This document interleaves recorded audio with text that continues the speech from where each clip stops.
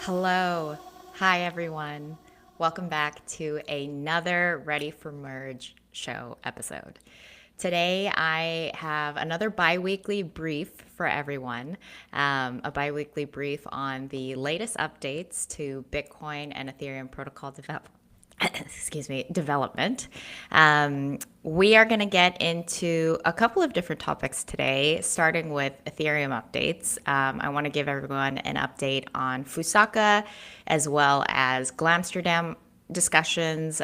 These are the next major Ethereum network-wide upgrades coming up. I also want to give some Bitcoin updates. The two topics we'll go into is a new BIP process proposal, a new upgrade to Ethereum's Bitcoin improvement proposal process, which, fun fact, the Ethereum improvement proposal process was based off of. And BIPs and EIPs were both based off of the Python improvement proposal process, the PIPs. Anyways, there's some new developments there. And I also want to give an update on the Bitcoin side around a new release for Ord, the Ord protocol, which is the system for ordinals. I'll get into what that is. That's not related to the Bitcoin Core protocol, but it is a very interesting side protocol that has impacted quite heavily discussions about the Bitcoin Core protocol. And it's a fun topic about how like protocol upgrades can give birth and create these other, inspire the creation of these other related protocols.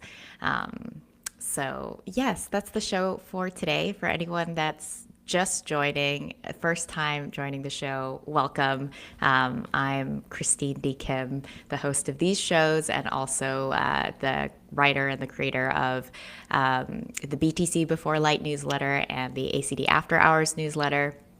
A lot of the content that I share on the show is updates from the newsletters that I write there. So I'll give another reminder on the back end for any of the listeners of today's show. If you're interested in getting more detail about any of these topics, there's going to be links to those newsletters and the specific issues of those newsletters where you can find more information. So yeah, there you have it. It's going to be a jam-packed show as per usual. I always tell myself I need to prepare more for these, but I usually leave all this preparation to the last minute because I'm writing all the time. Okay, so starting with Ethereum updates, there's a little tag. I'm going to put a little timestamp there for people to know when they see the recording of this where the Ethereum updates start. But there it is, Ethereum updates. Let's get started with Fusaka. Fusaka is the next major Ethereum upgrade that is going to be happening. Also, as a side note, for people that are watching on the video, I have Christmas lights up, but now, and I wanted to make this video more Christmassy with the vibes, but now I realize it's messing up the lighting because every time I move my hands, the camera refocuses with the light. So I'm going to try and stop moving my hands and maybe I won't have Christmas lights for the next one. Oh, there it goes again, the lighting. But that's fine. It kind of looks like mood lighting. For anyone who's just listening, it's like the screen gets pinker. Anyways, yes, let's start with Fusaka updates. Fusaka, the next major Ethereum upgrade that is going to be happening. It is happening on December 3rd. Mainnet is coming. Mainnet upgrades. These, I cannot stress enough how big of a deal Ethereum upgrades are because every single Ethereum upgrade is a hard fork. It is a backwards incompatible upgrade. If you have not upgraded your software by December 3rd, you are going to be on a completely different protocol. You are not going to be on the same network validating the same blocks as other node operators. And so for end users that are relying on exchanges or other third-party services to connect to Ethereum, obviously you have the luxury of not having to upgrade any machines, but for these infrastructure providers, for literally any of the other people that are directly connecting to Ethereum, these are upgrades that are just very critical because there is no there is no really grace period after December 3rd. If you haven't upgraded your software, you're not going to be able to connect to Ethereum until you upgrade. So yeah, it's a lot. It's a lot of coordination required because this is a mandatory upgrade for all node operators.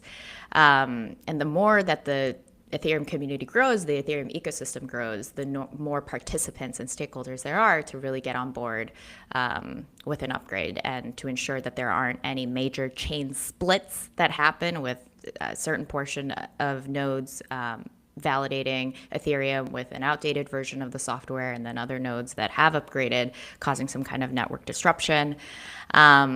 So that's all to say that I stress it's coming up on December 3rd. It's going to be a major event. Even though Ethereum developers, this is their second upgrade this year, second major network-wide upgrade this year. Ethereum developers for the first time have done two really significant upgrades, both in the span of 12 months. And they're really trying to keep that cadence, keep that pace up for next year as well. No matter how frequently Ethereum upgrades, I cannot stress enough like how risky these backwards incompatible upgrades are, especially as the Ethereum ecosystem grows. Yeah, and what a feat it is for decentralized coordination. It is a major feat, governance-wise, development-wise. That this protocol of this much value is undergoing such pretty monumental changes so frequently and have pulled it off so successfully for the last, what is it now, since 2015, for the last 10 years. Yeah, 10 years. Oh, I forgot. Yeah, Ethereum celebrated its 10-year anniversary this year. How could I forget? Okay, yes. So December 3rd, Fusaka is coming. And yeah, I did stress that it's a very involved upgrade because it's a hard fork, backwards incompatible code changes. But developers are quite confident. They are extremely confident about this upgrade, which is kind of hilarious because in the run up to this upgrade, there were quite a few, I would say, like red flags or alarms. Certain L2s did not know that their operations and their Blob transaction submissions would be breaking due to some of the changes in Fusaka. They found that out pretty late into the testing cycle for this upgrade. Home stakers had shared some concerns around the new upcoming Blob capacity limits, for which they'll have to set custom maximum blob limits to their infrastructure. There were a couple of bugs discovered on testnets, which again isn't new, but it still, in my mind, would have impacted the timeline in certain ways, but it did not, or at least would make developers kind of like think twice about, oh, is this upgrade really ready for mainnet? But developers are extremely confident. And by developers, I really mean the client teams and the Ethereum Foundation researchers and developers that have been most involved in prepping the upgrade and testing it. They have all expressed on the latest All Core developers calls, these meetings on Thursdays where they coordinate these upgrades, how ready they are for these features to go live on mainnet. So that is a really positive sign. I think potentially maybe even more for the ecosystem than for themselves, to hear, to be assured that they have high hopes that the network-wide upgrade is going to go really smoothly and they don't anticipate any disruptions. I'll have another show on that day. It's December 3rd, actually a couple hours before the upgrade goes live with any new last-minute updates if there are any. But developers are very confident and I think the whole ecosystem is very excited to see these code changes go live. And now on this show, I haven't really gone into in nitty-gritty detail all the features that are going into Fusaka. There's quite a bit. It's the largest upgrade by number of EIPs. I don't know if I've ever said this on the show or even on my social media profiles or even on my Substack. Pectra was the largest upgrade by number of EIPs, but Fusaka has one more. It's a one EIP larger, and there's a lot. So I'm not going to go into all of them because that's just too much, and I already have so much to talk about. And the main feature is PeerDAS, to be quite honest. I could go into that. But I am going to go into one code change on this show that is going into Fusaka because it's a special request from someone who's listening to this show. They reached out to me last week, Kawablo. I hope I said your name right. But whoever you are, Kawablo, this part of the show is for you. I really do care about what you guys are interested in. And Kawablo had asked, okay, there's this EIP 7918 that's going into Fusaka. What does it do? So here I go. Here's the quick TLDR on that one.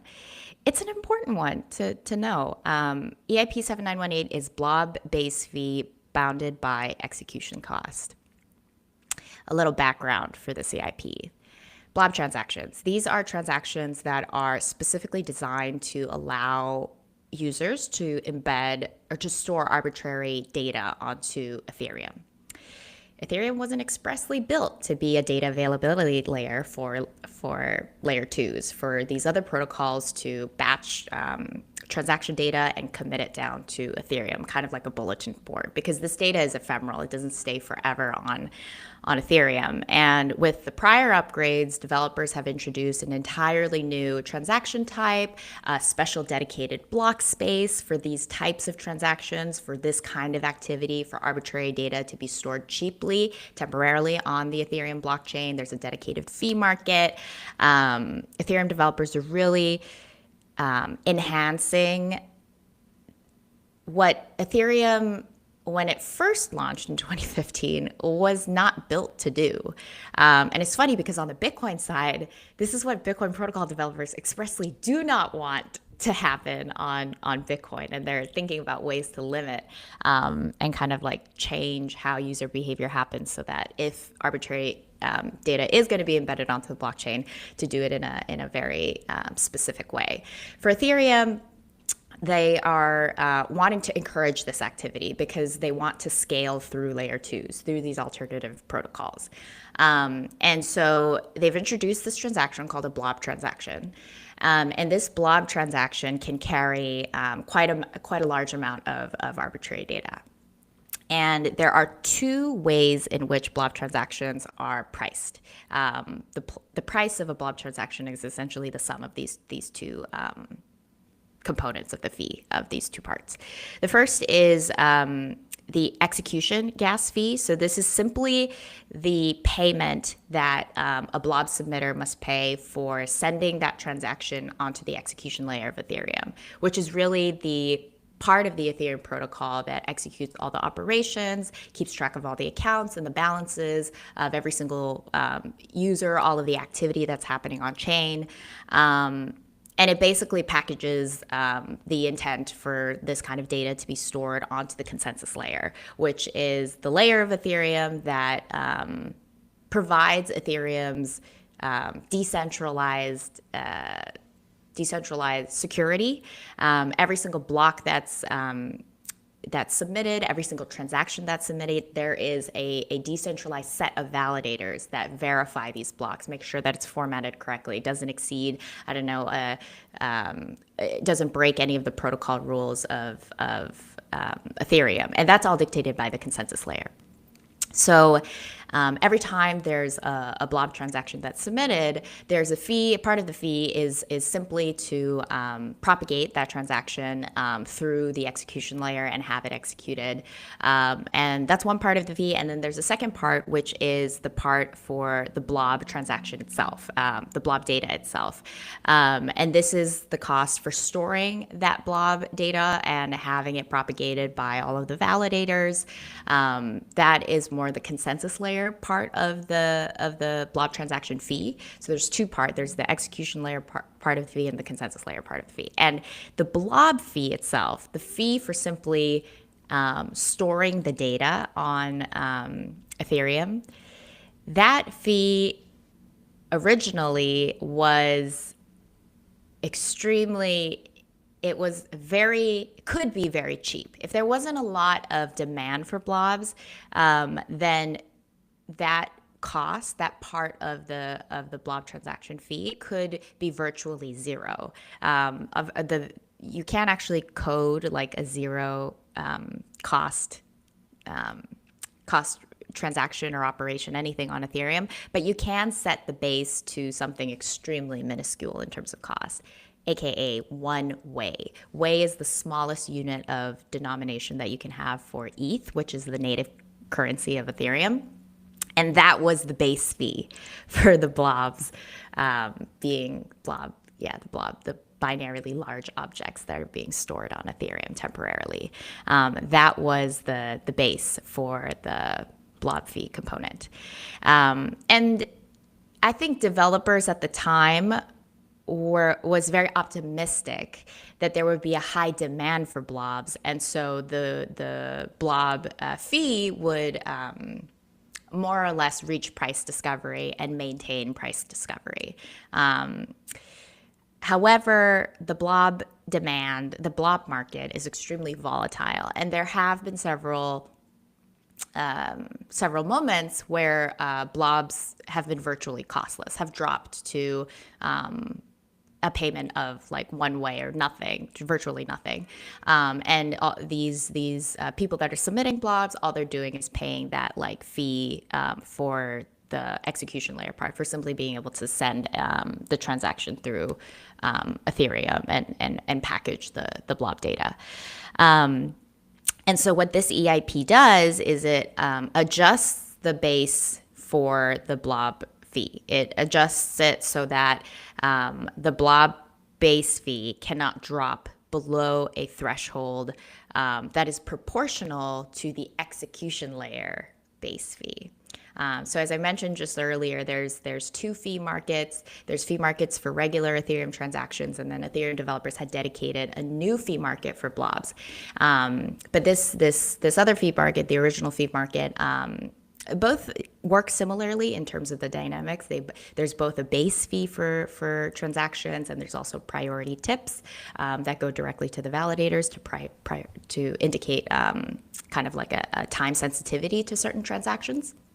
But on the for regular transactions, the fee market for regular transactions, there is a base fee that dynamically adjusts depending on demand for block space. So if you have a lot of transactions being submitted to Ethereum and the block space being utilized quite a lot, then you'll see the base fee for those transactions increase. And so this EIP ties that execution base fee into the calculations for the blob base fee, and ensures that the blob base fee cannot drop below a new floor, a new threshold. It will not hit 1 Wei if there's no demand for blobs. It's going to be related in some way to the calculations. The calculations will involve the execution base fee, or really just the base fee for regular transactions, because you can just think about it like two different fee markets: the fee market for regular Ethereum transactions, and then the fee market for blob transactions. So the intent of this EIP, the motivation for it, is really to encourage faster price discovery for blob transactions. Instead of the blob transactions potentially hitting like 1 Wei, or at least a portion of the fees for blob transactions hitting 1 Wei, and then having to climb back up to reach the right price for depending on the supply and demand dynamics for blobs at the time. It just elevates the threshold and the floor for that portion of the fee for blob transactions. And ultimately, aside from price discovery, I think it also just is intended to hopefully bring more revenue to Ethereum through L2s. By, of course, increasing and changing up the threshold for blob transactions. I think there's a hope that this will allow more fees to be burned through blob transactions. So for blob transactions, similarly to regular Ethereum transactions, there's the base fee that's burned. It's taken out of circulation of ETH supply. However much ETH you pay for the base fee, it's burned. And then there's also a tip that goes to validators. I don't imagine that any blob transaction submitters are actually paying quite a bit for tip, as I still believe that the supply for block space for blobs is actually still larger than demand. And with upcoming scaling improvements, so with Fusaka, a couple of other improvements that are coming up is a doubling to blob capacity. So the block space for blobs is going to be more than doubling in the short weeks following Fusaka activation. So that's even more like supply coming in. I can't imagine that there's a lot of revenue going directly to validators via Blob transaction tips. But I imagine that over time, the intent is that this is an EIP that is going to allow more revenue to flow from layer twos to layer one. Because if some of my listeners recall, if you've been around in the Ethereum ecosystem for the better part of this year and have been following along with some of the discussions, there have been a lot of questions around value accrual.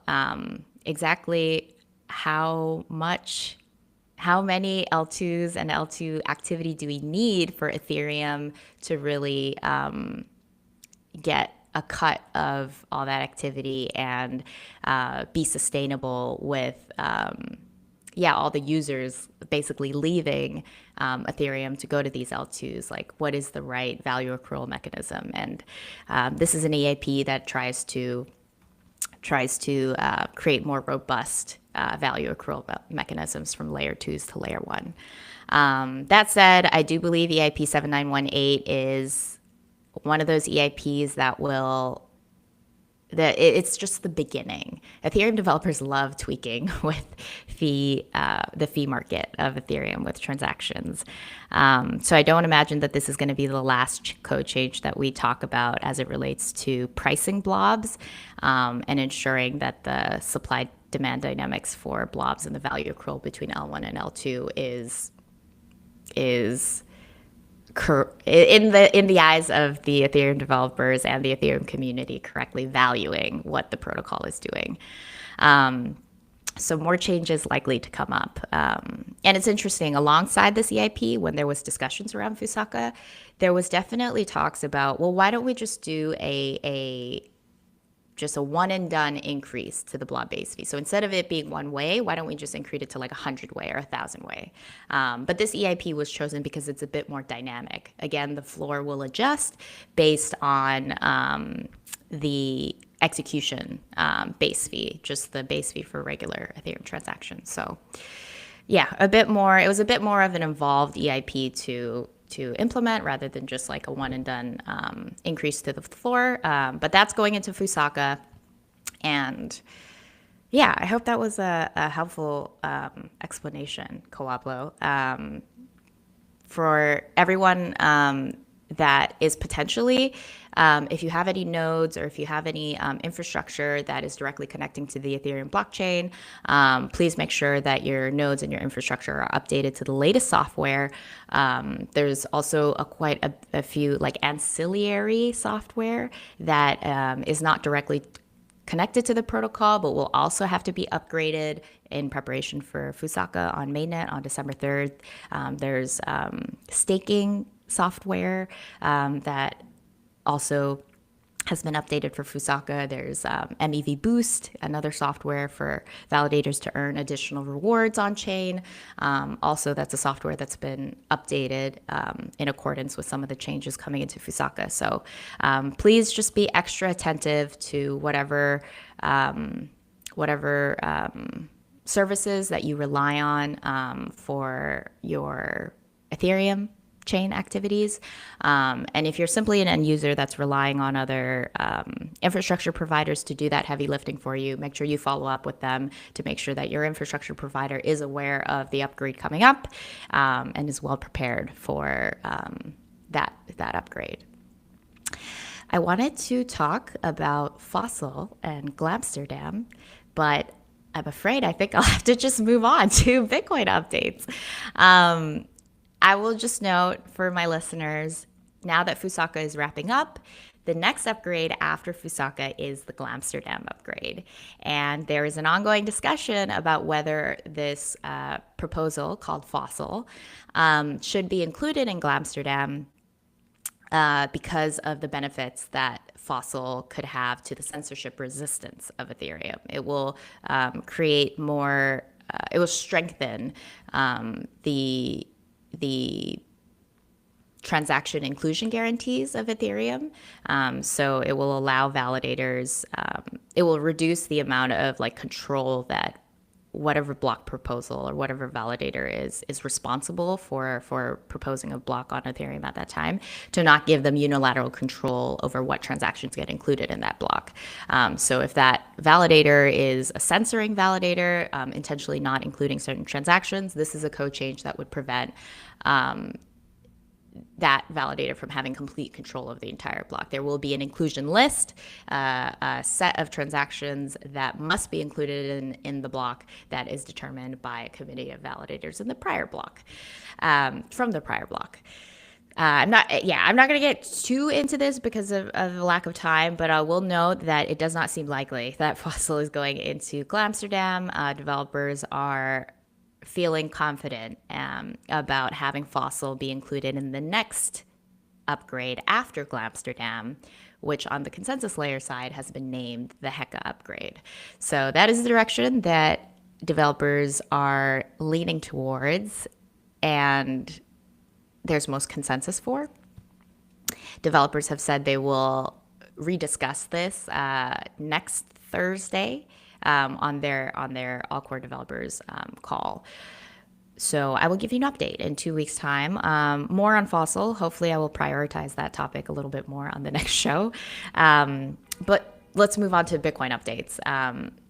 In the very kind of last 10 minutes or so for the show, I want to give the little text here. Bitcoin updates. Okay. 2 Bitcoin updates. The first is that there is a Bitcoin improvement proposal number 3, a Bitcoin improvement proposal number 3 that BIP3 that has been proposed by one of the BIP editors. Merch is his name, and okay. So the quick note actually on this is not important, but every time I talk about Bitcoin developers or even Ethereum developers, many of these developers use pseudonyms, and I have met some of these developers in real life, and so I know whether they are a man or a woman. But just from the pseudonym, it's hard to tell sometimes if you've never met them before, if they're a man or a woman. So very often I'll just say, to be as accurate as possible, I'll just say they, because that's neutral, because I don't know. But other times I know. Anyways, I'm very confident Merch is the guy. But yes, so Merch, he proposed BIP3. And BIP3 has a bunch of minor, I would say, pretty minor changes to the BIP process. Nothing, alarming or that changes how Bitcoin improvement proposals are run through the Bitcoin governance process. In nothing like kind of that would change it in major ways. There's a couple of tweaks to the BIP editor role that will limit the BIP editor role to be more focused on checking BIP proposals for formatting and appropriate metadata attached to the BIP, rather than giving BIP editors any like documented power over changing the content of a BIP. There's more additional language in BIP3 than there was in prior BIPs, delineating between the different BIP types, like an informational BIP versus a process BIP versus a specifications BIP. There's a bit more clarifying language there. There's also a couple of improvements that adjust the BIP process to take away from parts of the BIP process that weren't very helpful and that community members were not, the Ethereum ecosystem was not really relying on. So one of them is the removal of the comment section around a BIP that summarizes the comments that have been given for a BIP. There wasn't very much traction with that feature, so with BIP3 that's going to be removed. A couple of additional language in BIP3 that didn't exist in the prior process documents, BIP1 and BIP2, around AI, explicit language around please don't submit BIPs that are entirely written by an AI that isn't of high quality. Make sure that the BIPs that you propose are high quality, and if you do use AI, make sure you disclose where you've used it. these kinds of, little tweaks here and there. And so that has been formally proposed by Merch for adoption to formally replace BIP2, which was the prior process document.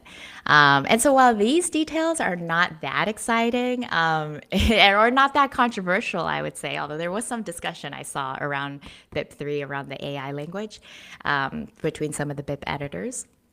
Oh, these changes are not that exciting. I will say what's very exciting about the BIP process is that for the first time in Bitcoin's history, these are code changes that will be stewarded by a group of BIP editors rather than just one.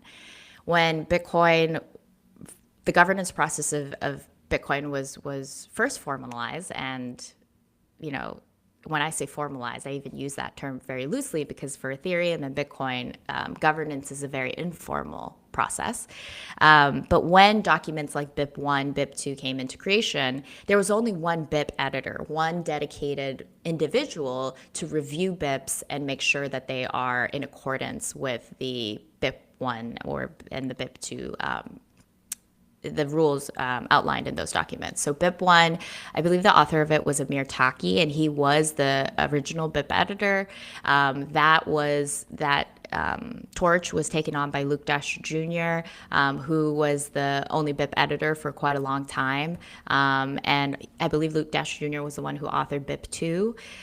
So BIP3, authored by Merch, it has taken into comments and taken feedback from a group of 5 other BIP editors, because starting last year in 2024, the Bitcoin community elected more BIP editors to take care of this backlog of BIPs. That, of course, was a lot for one individual to handle, Luke. And so now there's a group of 6 BIP editors. And so aside from the kind of minor changes in BIP3, I think it's just exciting to see the BIP process and the practical day-to-day of BIP editing be stewarded and shepherded by more than just one individual. I think that marks a significant upgrade in terms of decentralization for the Bitcoin governance process. So yeah, I think that's definitely a win there. And one other topic that I wanted to talk about as it relates to Bitcoin updates on the show is the Ord V0.2.3 release. It came out over the weekend. This has nothing to do with the Bitcoin Core protocol, but it's a really fun protocol that if you don't know about it, I'm glad I get to share it with you. Ord is a protocol that basically links arbitrary data to the smallest unit of Bitcoin. So for Ethereum, the smallest unit of its native cryptocurrency, ETH, is Wei. For Bitcoin, the smallest unit is Satoshis. There's like 22.1 like quadrillion Satoshis that will be in circulation in Bitcoin forever. Well, I don't know, so long as the Bitcoin protocol continues to exist. And so what Ord does is it numbers every single Satoshi, and it can scan the Satoshis for linked embedded arbitrary data. And these embedded data, they're called inscriptions. And so Ord is a protocol for scanning for inscriptions, for attaching linking these arbitrary data to a specific Satoshi. And then with that Satoshi, you can trade it around. You can send it to another account, buy, trade, sell it. And Ord is short for ordinals.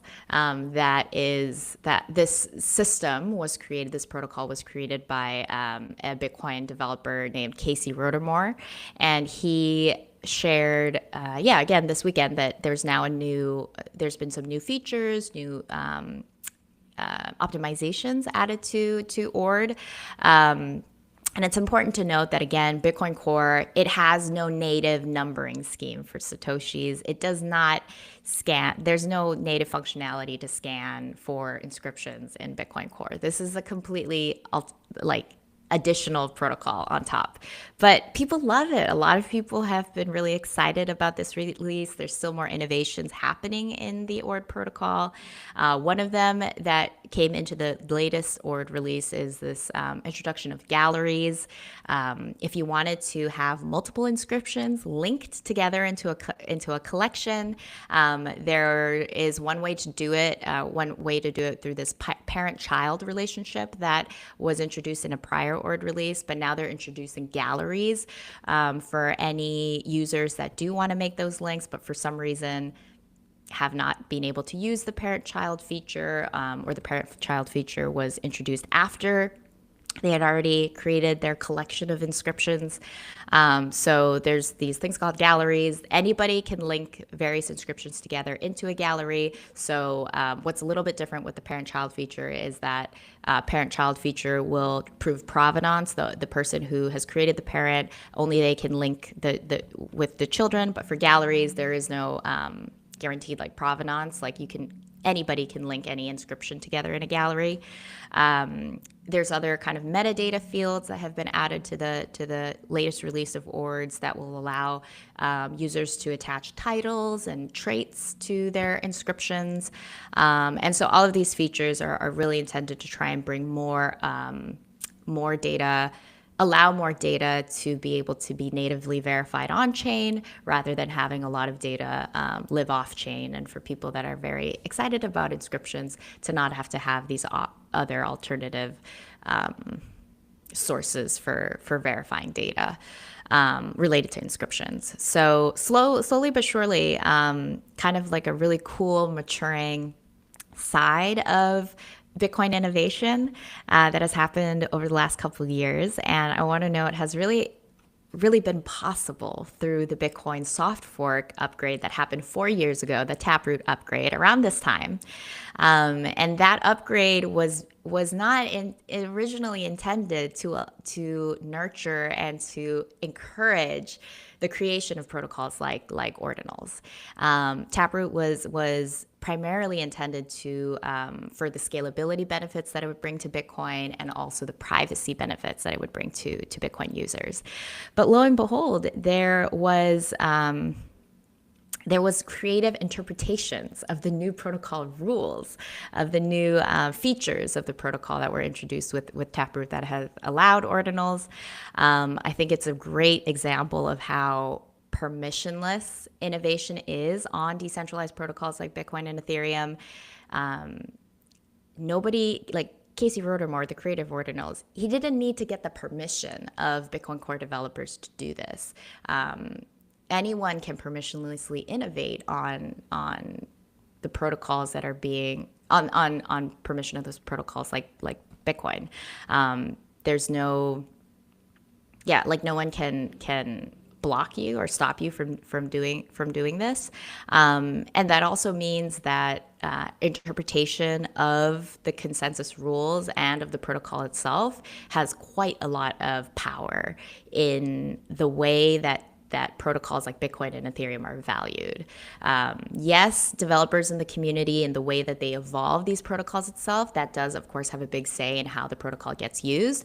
But there are unintended consequences, and again, permissionless innovation that could introduce an entirely new use case or interpretation of the rules.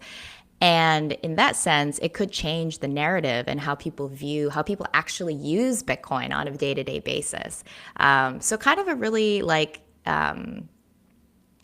cool reminder that Bitcoin is uncensorable even from the angle of how people use Bitcoin, and what they want to do with it. And oftentimes that leads to kind of like unpredictable outcomes.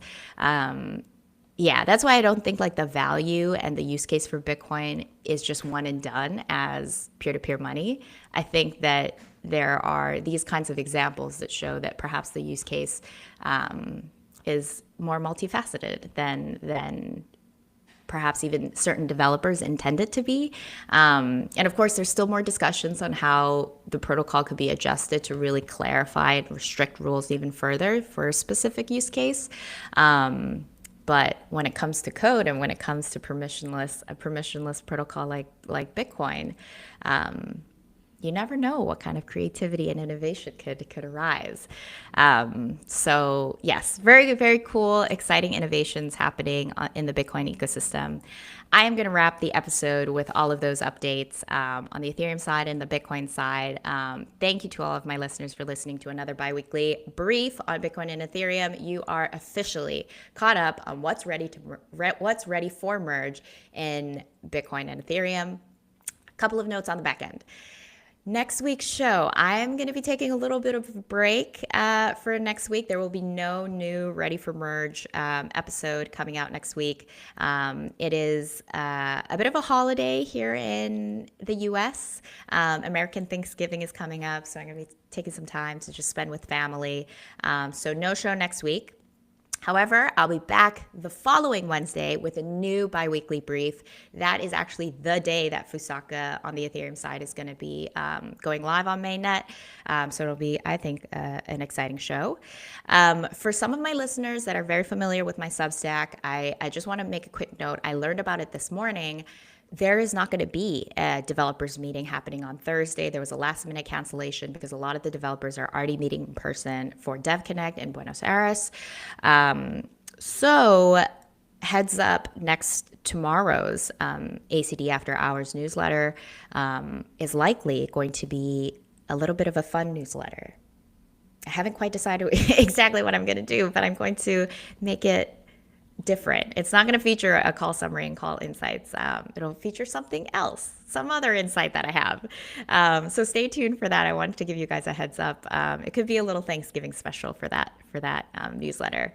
And if you're interested in getting it but haven't subscribed to my newsletters, you should. For every topic that I talked about, I'm going to have links in the show notes for where you can get more information about some of these updates. If you like the episode, please be sure to like and subscribe to Ready for Merge, the show. Share it if you think it would be helpful for other people who would be interested in learning more about how the world's most valuable open source protocols are evolving. And that is it. Thank you. Thank you guys again for listening. I will talk to you all in 2 weeks' time with another biweekly brief. See ya.